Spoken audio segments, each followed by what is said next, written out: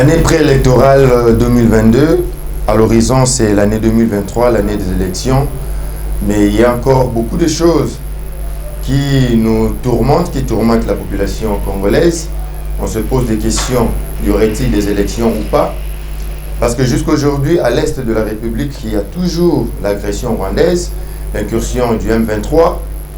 Et ici, dans les institutions, à l'interne bien sûr, il y a encore ce problème de la loi électorale. Jusque-là, pas toujours adoptée, on ne connaît pas vraiment. Est-ce que la route sera comment? Eh bien, c'est la thématique d'aujourd'hui, l'agression rwandaise, la nouvelle loi électorale, bien que pas encore adoptée, mais nous les avons déjà dans nos téléphones, dans nos maisons. Nous la lisons jours et nuits. Et voilà, c'est pourquoi aujourd'hui, nous allons décrypter tout autour de cette thématique avec mon invité. Aujourd'hui, je reçois pour vous Maître Yves Biassalou, à qui je salue. Maître Yves, je vous salue. Merci, bonjour. Et comment vous portez, la santé et les activités? On va bien. La saison sèche nous amène une bonne température. Je crois que les choses marchent bien. Maître Yves Biassalou, je signale que vous êtes le coordonnateur d'une structure dénommée Vigilance 2023. Exact. Pourquoi Vigilance 2023? Craignez-vous qu'il n'y ait pas les élections ou vous alertez tout simplement la population? Oui, c'est en fait un éveil de conscience. En tant que citoyens, nous avons examiné de quelle manière les différentes législatures se sont déroulées. Et nous avons trouvé qu'il fallait absolument cette fois-ci négocier beaucoup de choses pour espérer obtenir des élections assez crédibles. Et in fine, comment arriver à installer une institution parlementaire qui soit fiable. C'est-à-dire, l'objectif, c'est qu'on arrive à aligner des députés qui sont capables de travailler enfin pour la population. Vous comptez aligner des députés? Serez-vous vous-même candidat président ou député aussi, mais qui compte aussi travailler avec ses camarades de la structure comme député ensemble? Je ne peux pas d'abord le dire, mais ce qui est vrai, c'est que notre organisation qu'on appelle Vigilance 2023 va aligner des élus indépendants. Là, c'est sûr, parce qu'il y a une ouverture à partir de cette loi que nous allons examiner peut-être tout à l'heure. Mais dans le cas de notre structure, nous avons dit qu'il fallait négocier beaucoup de choses avant que les élections n'aient lieu, surtout en ce qui concerne le Parlement. Voilà pourquoi nous avons d'ailleurs innové. Nous avons apporté à l'appui de notre démarche le projet de loi portant code d'éthique et déontologie des élus du peuple. Et dans ce code d'éthique, vous allez voir qu'il y a un certain nombre de critères qui doivent essayer d'orienter cette action. Donc, avant même qu'on arrive aux élections, nous avons demandé que certains critères soient encore renforcés en rapport avec la personne, avec le candidat. D'une manière claire et nette, c'est une structure, déjà un parti politique ou dans une plateforme politique, ou c'est une structure de la société civile, soit encore qui envisagerait peut-être devenir un parti politique plus tard? Non, non, nous sommes citoyens et nous œuvrons en tant qu'organisation citoyenne. Donc nous sommes en train d'envisager la possibilité de constituer un parlement à majorité indépendante. Vous le croyez? Effectivement. Merci beaucoup, Maître Yves. Bon, je crois que nous aurons peut-être plus tard un numéro où nous allons parler tout simplement de votre sortie, si vous le voulez. Oui. Mais pour aujourd'hui, commençons par ce problème de l'agression rwandaise à l'est de la République démocratique du Congo. Yeah. Vous êtes maître avocat, avocat de carrière. C'est vous qui érigez des lois. C'est vous qui faites en sorte que nous puissions marcher en ordre, s'il faut bien le dire. Mais il se fait que il y a eu des accords, accords depuis 2012. Nous avions eu des accords à Nairobi toujours, là où on parle qu'en 2013, Joseph Kabila, l'ancien président, avait défait le M23 à l'Est. Mais malheureusement, les protocoles d'accord en question, jusqu'à aujourd'hui, n'a pas été signé. Mais on a vu au mois d'avril le président Tshisekedi faire un accord avec le Rwanda pour mettre la paix à l'est du pays. Plus tard, récemment encore, au mois de juillet, le président était allé en Angola pour encore un nouveau accord avec le Rwanda. Mais juste après, le M23 continue toujours à tuer. À quoi sert d'avoir des accords, mais qui n'aboutissent à rien? Merci, monsieur le journaliste. Bon, évidemment, la question de l'Est, c'est une question assez complexe. Je commence d'abord par revenir à votre introduction, en fait, au début de votre question. Je suis avocat de carrière, c'est vrai. J'ai ce qu'on appelle la maîtrise des textes. Mais la rédaction des textes, je crois que ça relève du pouvoir législatif, qui est le Parlement. Mais l'analyse que nous pouvons porter de cette question, en fait, c'est une question qui est assez complexe dans la mesure où il s'agit d'une guerre d'intérêts. Il s'agit d'une guerre d'intérêts et ces intérêts ont commencé à se manifester depuis l'entrée de l'AFDEL. C'est à l'occasion de ce mouvement que le Rwanda et ceux qui se cachent derrière lui sont arrivés à découvrir ce qui s'est caché dans les territoires de l'Est de la République. Bon, vous savez, comme je l'ai dit, c'est une situation assez compliquée dans la mesure où, ce qui est dommage d'ailleurs, c'est que il y a nos propres frères congolais qui se retrouvent du côté du M23 et déterminés à nuire pour des intérêts égoïstes. Donc moi je pense que, évidemment, il y a eu des discussions sur les options à prendre. Le président Tshisekedi venait d'arriver, il trouve la question M23, mais c'était une question assez maquillée parce que la gestion de cette situation par le régime passé était autre. Était autre dans la mesure où on a juste créé une zone rouge dans laquelle il ne faut pas arriver.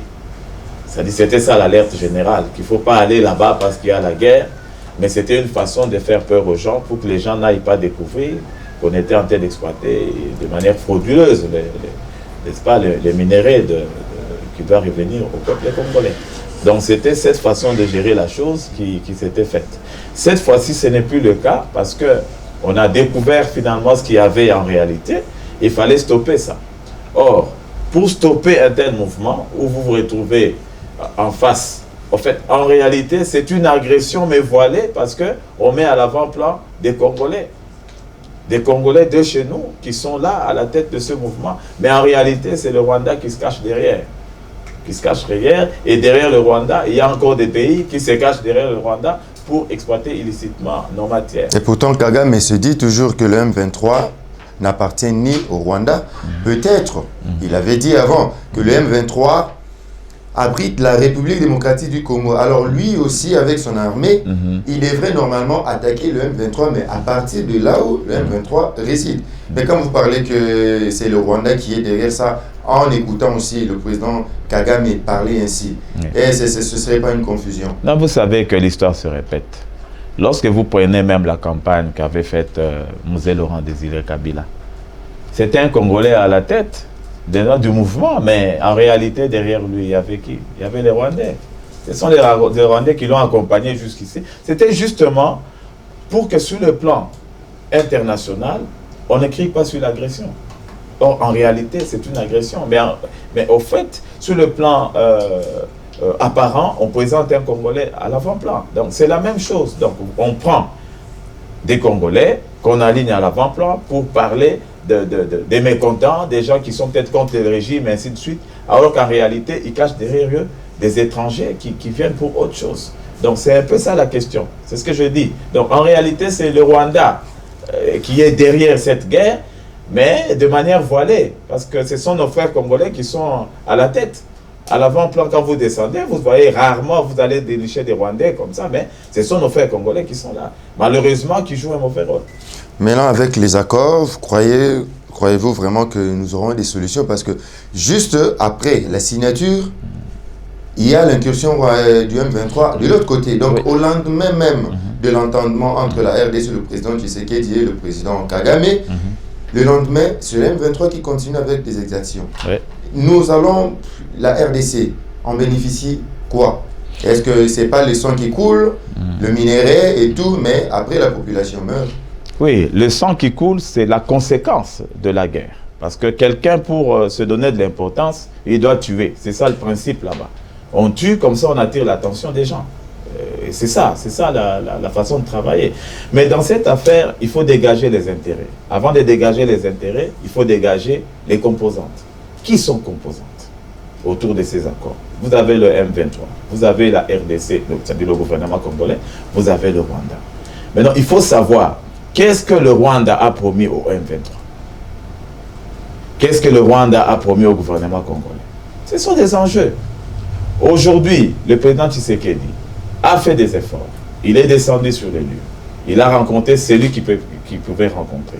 Ils ont discuté avec le Rwanda. Le Rwanda a dit, moi je ne suis pour rien, ce sont vos propres frères qui sont là. Nous connaissons ce qui se passe. Mais maintenant, si le Rwanda signe des accords où Kagame et le président congolais s'entendent pour que la paix règne, mais il ne faut pas oublier que le Rwanda aussi est lié au M23 par d'autres contrats que nous ne connaissons pas. Voilà. Donc, si aujourd'hui, le président Kagame doit dire, OK, qu'il y ait la paix, j'arrête la guerre, je demande au M23 de quitter, il doit aussi répondre à ses promesses vis-à-vis de ces gens-là. Moi, je ne pense pas qu'aujourd'hui, le M23 travaille sous la haute-l'air du Rwanda pour rien. C'est qu'il y a des intérêts cachés là-bas. Donc, c'est ça la question qui se casse. Ça sont des choses qu'on ne peut pas dire ouvertement, mais nous savons que c'est de cette façon-là qu'on doit comprendre les choses. S'il faudrait comprendre les choses plutôt de cette façon, alors, parlons un peu de, moi je l'appelle la concentration triangulaire. Donc il y a la RDC, il y a le Rwanda, il y a la communauté internationale. Mais toutes ces structures, si je peux les appeler ainsi, qui gravitent tout autour du M23, parce que le M23 est au centre. Maintenant, il y a la RDC, le Rwanda et la communauté internationale. La RDC, avec le président Tshisekedi, se move dans les processus des accords, trouver la paix. Du côté du Rwanda, il y a Paul Kagame qui fait toujours jaser à tout moment, lui qui ne parlait pas avant, aujourd'hui il commence à parler. Il a aussi besoin qu'il y ait la paix de l'autre côté, en entendant, l'écoutant parler. Mais c'est cette façon qu'on n'arrive pas à comprendre, peut-être que vous le connaissez, la communauté internationale, qui jusqu'aujourd'hui ne se mêle pas dans cette histoire pour en finir définitivement. Est-ce que la RDC doit continuer à résider dans des structures de la communauté internationale telles que la CPI, telles que le Conseil de sécurité, qui aujourd'hui nous donne l'embargo, bien que réduit à 6 mois, mais toujours les armes doivent passer par le contrôle? Est-ce que la RDC doit demeurer dans des structures internationales? Bon, ce qui est vrai, c'est que la communauté internationale, quelque part, est en complicité dans cette question. Évidemment, vous voyez, ces genres d'accords ne se lisent pas à la lumière. Ce sont des accords cachés. La communauté internationale est derrière le Rwanda. Le Rwanda est utilisé simplement comme intermédiaire pour atteindre le coltan, pour atteindre la richesse congolaise. Et le M23 n'est là que comme gardien. On le met là-bas pour que derrière le M23, on se serve.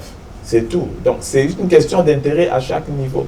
Mais puisque c'est connu, ça c'est connu. Parce qu'on peut se poser la question de savoir.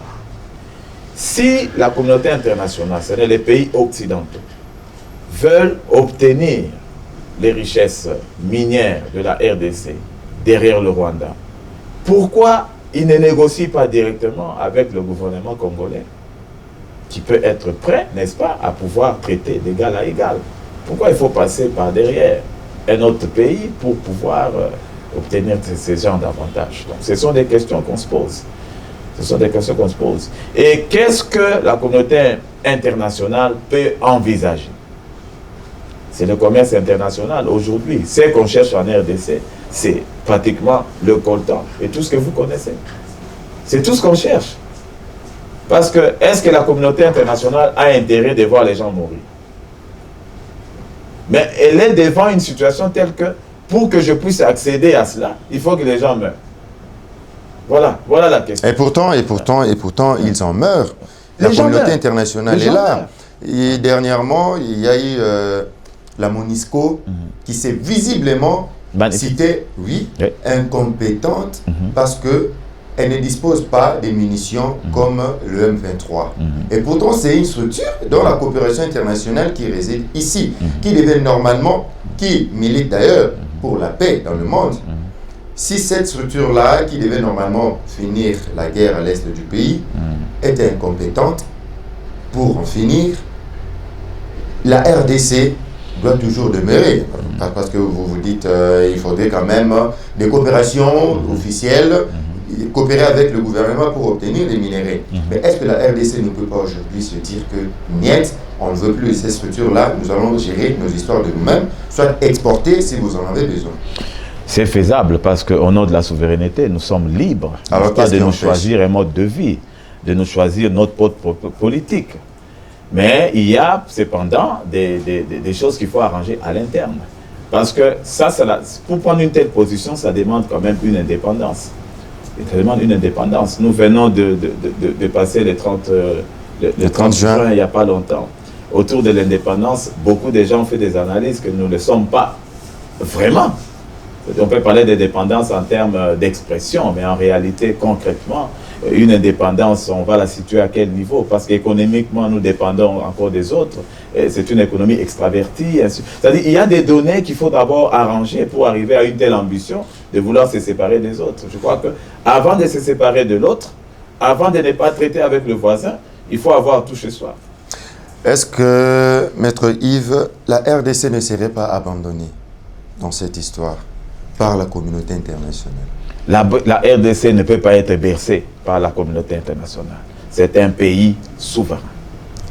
Un pays souverain, mais qui, à chaque fois quand il y a des problèmes, on fait appel à la communauté internationale, mais qui intervient peut-être ou pas aussi, et les gens continuent de mourir à l'est du pays. Mais c'est ce que je suis en train de dire. La RDC, c'est un pays autonome. C'est un pays souverain.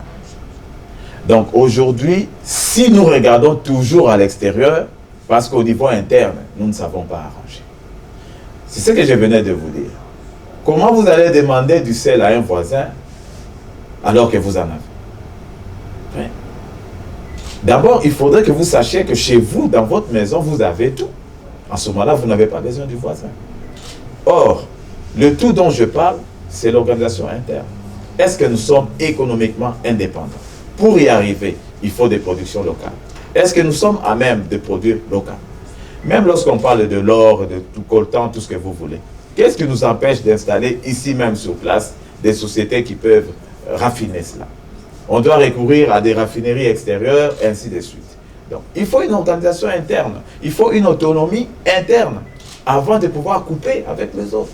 Parce que ce qui fait que nous recourons toujours à la communauté internationale, ce sont les insuffisances que nous avons à l'intérieur. Je pense que la première étape, c'est d'abord d'améliorer la situation intérieure dans le fonctionnement des institutions. Avoir un gouvernement responsable, avoir un peuple éveillé, essayer d'organiser des structures de telle sorte que nous puissions être indépendants, tant économiquement, politiquement, je pense que ça peut marcher. Maître Yves, nous sommes pendant l'année préélectorale, en 2023, donc dans quelques mois ici, nous serons dans l'année électorale. Donc, la Constitution nous dit que si le pays est en guerre, on ne peut pas organiser des élections.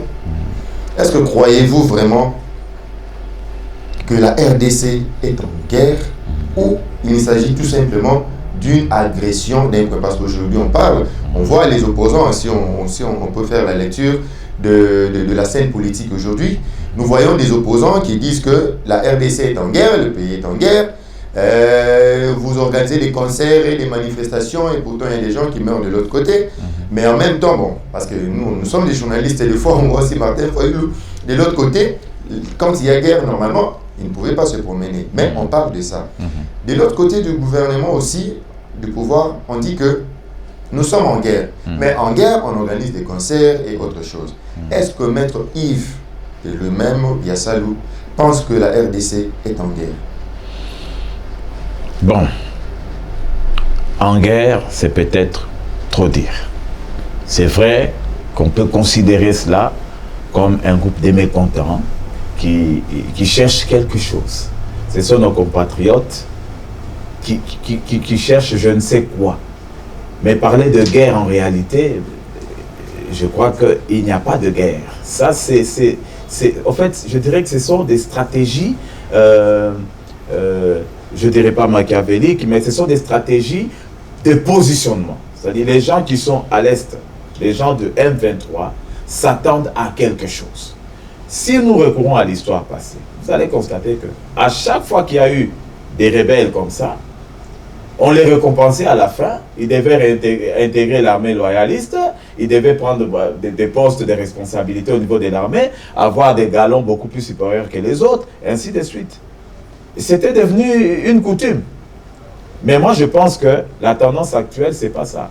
Avec le gouvernement actuel, la tendance n'est pas de ce côté-là. Donc, le M23, malgré ce qu'il peut faire, en tout cas, qu'ils ne s'attendent pas à intégrer l'armée de FARDC. Ça, c'est impossible. Je ne pense pas, je n'ai jamais entendu le président avoir une telle tendance. Voilà pourquoi il se dégage qu'il n'y a pas de négociation entre le gouvernement congolais et le M23. Et en ce moment-là, le M23 qui peut penser un jour venir aussi gérer le pays comme les autres, ne doit plus s'attendre à ça. Donc, il doit se rebiffer au niveau du Rwanda pour dire, mais écoutez, j'ai l'impression que je n'arriverai pas à ce que je pensais. Alors, qu'est-ce que vous me donnez alors en retour? Parce que bientôt, vous signez les accords avec le gouvernement congolais, mais nous, qu'en est-il de nous? Qu'est-ce que vous allez faire de nous après ces accords? Vous voyez, c'est un problème. Parce qu'en termes techniques, si on doit faire la guerre au M23, c'est une question de minutes. Avec l'armée que nous avons, c'est une question d'heures et puis on aura terminé la question.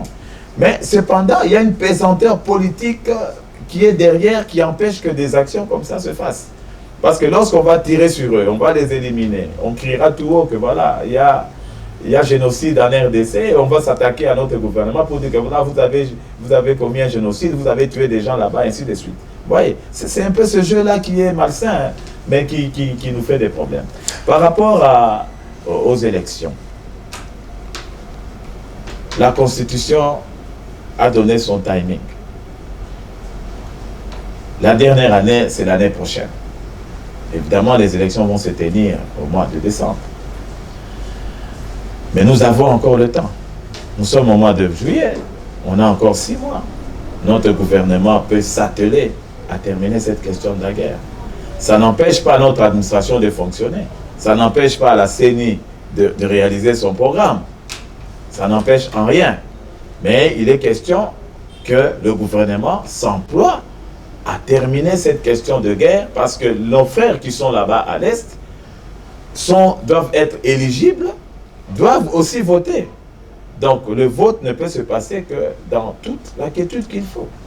Donc moi je dis que ce n'est pas une guerre qui peut empêcher, n'est-ce pas, le déroulement des élections, mais il faudrait quand même que nos frères qui sont à l'Est soient aussi en paix parce que de là émaneraient aussi des électeurs et émaneraient aussi des candidats. Si vous nous prenez en cours, je suis avec Maître Yves Biassalou. Il est avocat de carrière, mais aussi coordonnateur de la structure Vigilance 2023. Justement, sur cette question, nous allons aborder la deuxième thématique, qu'il s'agit de la nouvelle loi électorale. Cette nouvelle loi, qui n'est pas publiée officiellement, mais à catimini, comme on dit, les gens l'ont déjà dans les téléphones, dans la maison, il y a des gens qui lisent. Par là, je voulais savoir votre avis par le système communicationnel du gouvernement. Ne sentez-vous pas, soit ne constateriez-vous pas que le gouvernement a un petit souci? Ça, ce sont des analyses qu'on a faites avec les téléspectateurs, ils voient, ils nous posent des questions comme ça. le gouvernement serait dans un petit souci de communication. Il y a des accords entre RDC et Rwanda qui ne se disent jamais, on ne connaît pas les contenus. Et aujourd'hui, la loi, presque divulguée officieusement, mais dans le gouvernement, ou soit les institutions, le Sénat et l'Assemblée nationale, n'ont jamais publié. Ne serait-ce pas un problème de communication avant de parler du contenu? Évidemment, nous sommes acteurs de la société civile. Et si aujourd'hui nous sommes en train d'avancer avec le projet de loi portant code d'éthique et déontologie des élus de la RDC, ce n'est pas le premier projet. Je me rappelle qu'il y a quelques années où on a déposé à l'Assemblée nationale la loi sur le droit à l'information. Vous êtes journaliste et vous êtes censé le savoir. Cette loi, jusqu'à aujourd'hui, n'a pas été votée. Pour quelle raison? On ne sait pas. Alors que c'est à travers cette loi qu'aujourd'hui, le gouvernement allait installer un canal officiel par lequel on devait obtenir toutes les informations officielles qui concernent l'actualité du pays. Malheureusement, on a fait des démarches plusieurs fois pour que cette loi-là soit adoptée, soit même examinée. Et jusqu'à ce jour, nous continuons à faire des démarches là-dessus. En fait, c'était un projet qui est venu de la société civile. Projet de loi sur l'accès à l'information. Le Congolais a besoin de l'information. D'ailleurs, la Constitution le dit très bien. La Constitution le dit. Tout le monde a droit à l'information et à la liberté d'expression. À la bonne information, à la liberté d'expression. Mais l'information officielle ne peut pas venir d'un citoyen. Ça doit venir du gouvernement. Mais pourquoi on n'aime pas être clair avec lui? C'est ça qui nous tue. Parce que lorsque nous tombons sur les réseaux sociaux, c'est de la désinformation que nous recevons. Parce que vous ne savez pas qui a publié tel document. Qui a publié tel document. Il y a même des trafics des documents dans les réseaux sociaux. Vous voyez un document bien élaboré avec cachet signature. En réalité, c'est un faux. C'est un faux. C'est un faux, voyez. Mais il fallait que le gouvernement nous aide en adoptant cette loi. Je pense que ça allait aider cette population qui continue à réclamer jusqu'à présent qu'elle soit informée officiellement. Donc ça, c'est une défaillance. Alors, si vous avez déjà injecté l'œil de ce côté-là, entre la nouvelle loi, qui peut être en étude aujourd'hui au niveau du Sénat, en deuxième lecture, en seconde lecture, comme on le dit, et l'ancienne, y a-t-il une différence ou ça revient au même? Bon, je ne dirais pas qu'il y a une nouvelle ou une ancienne. La première loi venait de, je crois que c'était la loi la plus solide, c'est celle de 2011. De 2011, c'est la loi électorale qui a posé les jalons qu'il fallait poser par rapport à l'organisation des élections et ainsi de suite. Et les lois qui viennent après n'importe que des modifications sur cette loi-là de base. Donc c'est ça la réalité. C'est pas que on vote une autre loi qui remplace totalement. Non, mais ce sont des modifications qu'on apporte à la loi qui a posé les jalons. Nous avons eu, comme tout le monde, à parcourir quand même les dispositions de cette loi, disons les dispositions qui ont été modifiées. Et nous avons assisté, nous avons suivi un peu le débat à la télévision et dans à la radio et dans les autres sources d'information. Bon, évidemment, d'abord, je dirais que c'est un projet qui émane du politique. Ça émane du politique. Parce que les modifications qui ont été apportées émanent de G13. G13, oui. De G13. Qui a essayé de proposer quelque chose dans son ensemble. Et c'est le travail que G13 a proposé qui a été décortiqué et on a tenté de retirer certaines choses. Difficilement, bien sûr, mais aujourd'hui... Que ceux-là qui devaient voter cette loi, oui, qui devaient l'adopter, trouvaient leurs intérêts. Et les dispositions qui n'avaient rien à voir avec eux ont été carrément élaguées.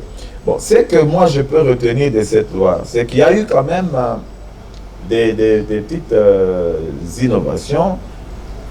Par exemple, l'inéligibilité définitive de ceux-là qui ont commis des crimes de guerre, des crimes contre l'humanité, des crimes d'agression.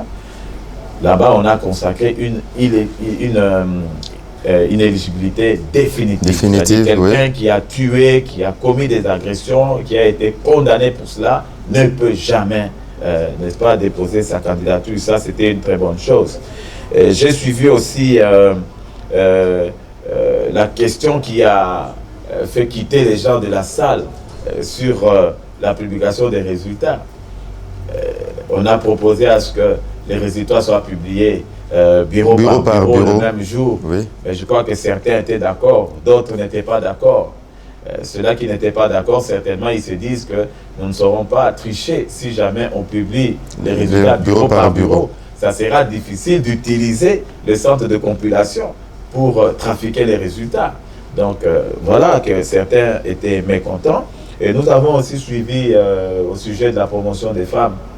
On a dit qu'il fallait absolument que sur les listes, on trouve une parité, donc un équilibre entre hommes et femmes.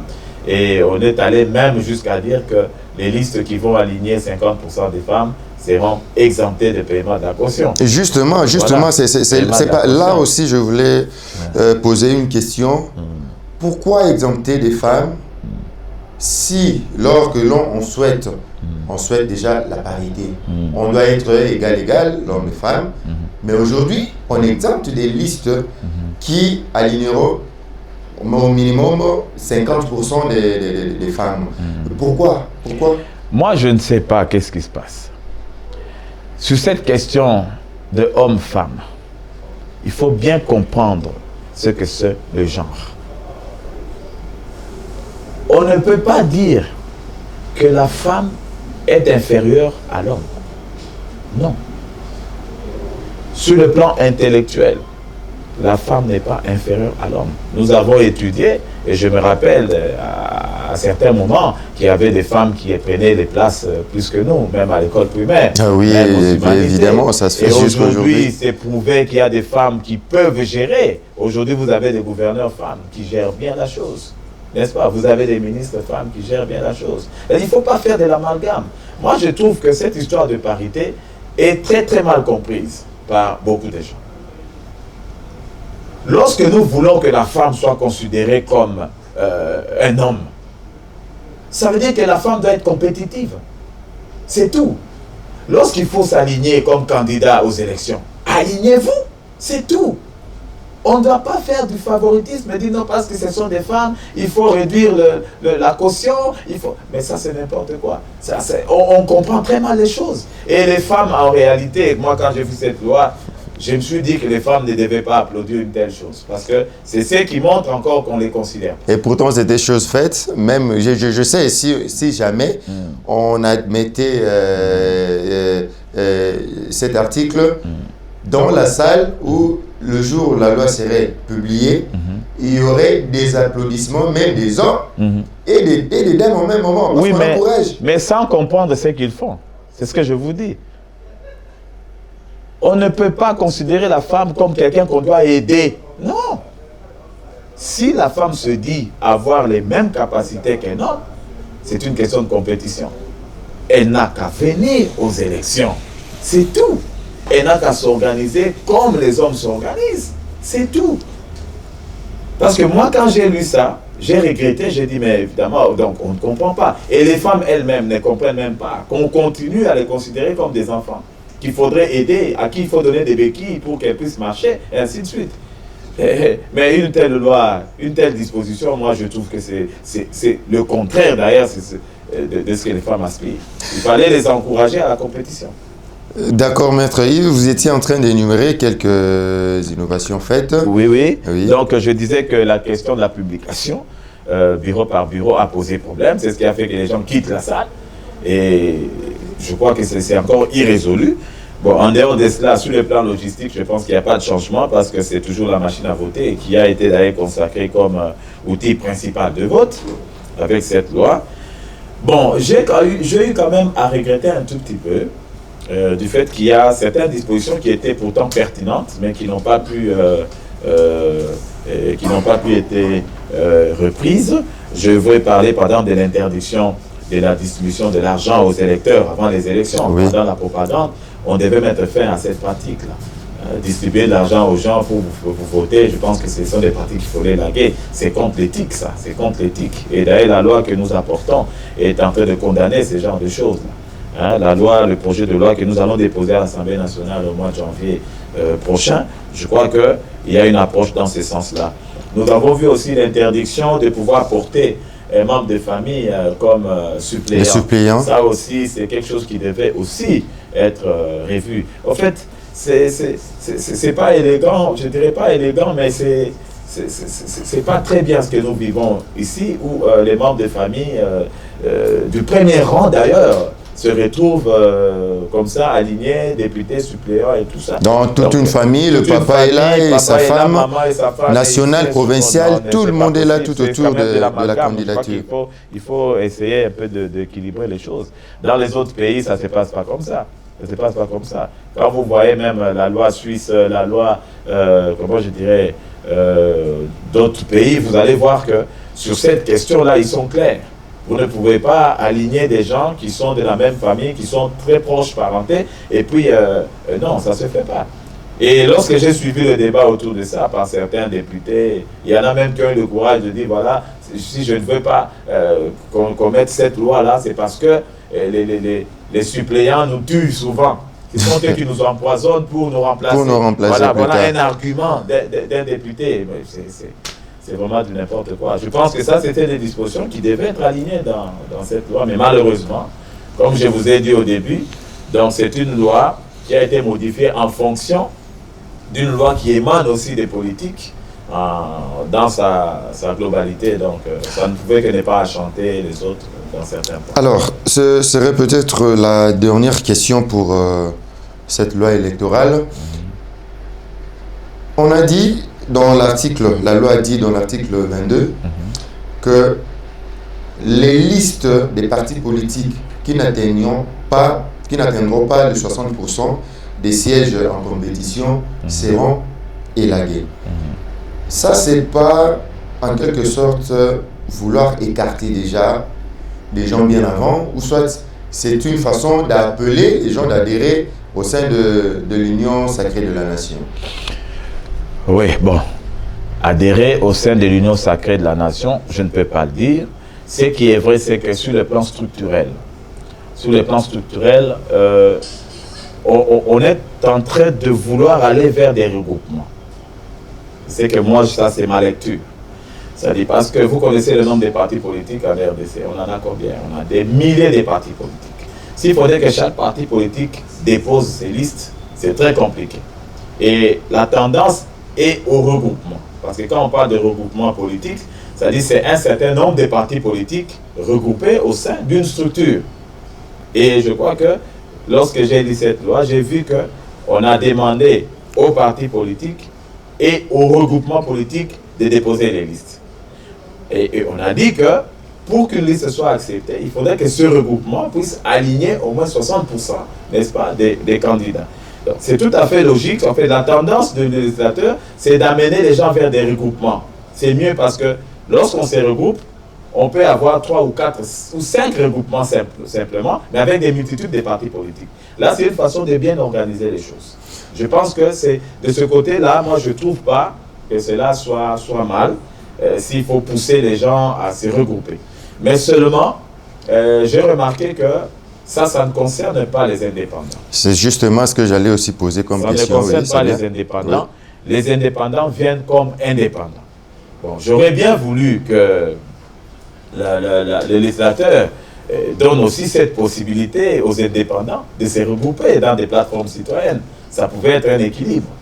Mais je sais que c'est difficile parce que, à voir la situation actuelle, moi je me suis toujours posé la question, même pour cette campagne qui aura lieu en 2023, je me demande les politiciens qu'est-ce qu'ils peuvent encore développer comme discours pour se faire élire. C'est difficile. C'est difficile. Les partis politiques, je ne sais pas quel discours ils ont, mais moi, en tant que citoyen, je ne vois pas le discours qui peut me convaincre aujourd'hui pour que je donne ma voix à un politique. C'est difficile. Et voilà pourquoi ils ne peuvent pas accepter que les citoyens, eux aussi, se regroupent en organisation citoyenne, en structure citoyenne, parce que tout de suite tout de suite on bat les politiciens, ça c'est sûr. Donc Maître Yves pense qu'en 2023, il y aura des élections. Je ne pense pas, je ne confirme pas, parce que l'organisation des élections est de l'apanage de la CENI. Nous sommes tous en train de souhaiter que ça se passe ainsi. Alors, en 2 minutes, je crois, on nous a déjà signalé, il ne reste que 4 minutes.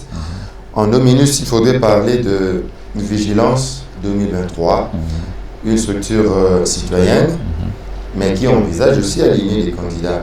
Alors, les actions sont déjà calées, que vous allez mener, ou quelle est la suite de vos programmes? Nous sommes en train de clôturer l'étape de l'implantation de la structure au niveau national. Et Vigilance 2023, c'est une plateforme citoyenne et électorale. Ça, c'est l'innovation. Donc, évidemment, nous viendrons en termes de citoyens, d'indépendants, mais regroupés aussi sur une plateforme. Ce qui veut dire que lorsque nous déposerons nos candidatures, ça ne sera pas une liste émanant de la plateforme, mais ça sera des candidats indépendants, nombreux, mais qui se regroupent dans une structure bien déterminée. Donc pour nous, nous allons aligner nos candidats. Nous sommes déjà en train de les préparer d'ailleurs. Et d'ici le mois de janvier, nous allons déposer le projet de loi portant éthique et déontologie, parce que nous voulons, à travers cette loi, que la population puisse récupérer son pouvoir sur ses élus, c'est-à-dire le pouvoir de pouvoir mettre fin au mandat en cours. Parce qu'aujourd'hui, on peut vous dire que non, lorsqu'on organise des élections, c'est l'occasion pour la population de sanctionner ses élus. Nous disons que non, on ne peut pas sanctionner quelqu'un qui a terminé son mandat. La sanction aurait été d'interrompre ce mandat en cours. Et voilà cette loi que nous amenons, qui doit être négociée avant les élections, parce que nous voudrons que les députés qui viendront puissent se faire appliquer cette loi. C'est-à-dire désormais, la population va garder son contrôle sur ses élus. L'élu qui ne satisfait pas à certaines conditions va se voir le mandat arrêté en cours. En tout cas, moi, je vous donne la parole dans Télé Plus. Nous sommes là pour vous accompagner. Cette loi, bien sûr, bien déjà élaborée, mais peut-être qui souffre de la communication, des comment booster aussi. Et prochainement, si vous allez nous le permettre, si vous serez aussi dispo, de parler uniquement de votre structure et de cette loi, décortiquer, donner aux Congolais cette possibilité aussi de pouvoir prendre connaissance de cette loi et peut-être vous amener et vous escorter peut-être le jour-là, quand vous allez partir soit à l'Assemblée nationale pour déposer. Mais sinon, pour aujourd'hui, nous devons nous limiter ici. Il y a encore beaucoup de choses à parler. Merci. Un dernier mot, peut-être ici, c'est Télé Plus, vous êtes chez vous. Oui. C'est la première fois, peut-être que vous passez l'émission ici. Oui. Un mot par rapport à l'émission et par rapport à la maison. Non, l'émission est assez tranquille parce que vous m'avez laissé développer ma pensée. C'est que je n'aime pas, c'est trop des échanges déséquilibrés avec certaines personnes. Mais là, je suis très tranquille et je vous promets que je serai là très bientôt pour développer la loi dont je vous parle. Et je pense que Télé Plus sera parmi les premières structures de communication que nous allons contacter à ce propos. En tout cas, sentez-vous chez vous. Merci à Télé Plus. Mesdames et messieurs, nous sommes arrivés à la fin. Nous avions reçu pour vous maître Yves Biassalou. Il est maître avocat de carrière, mais aussi le coordonnateur de la plateforme, de la structure, Vigilance 2023. Aujourd'hui, nous allons parler de l'agression rwandaise à l'est du pays, mais aussi de cette loi électorale que nous attendons tous. Nous allons nous retrouver prochainement pour le nouveau numéro.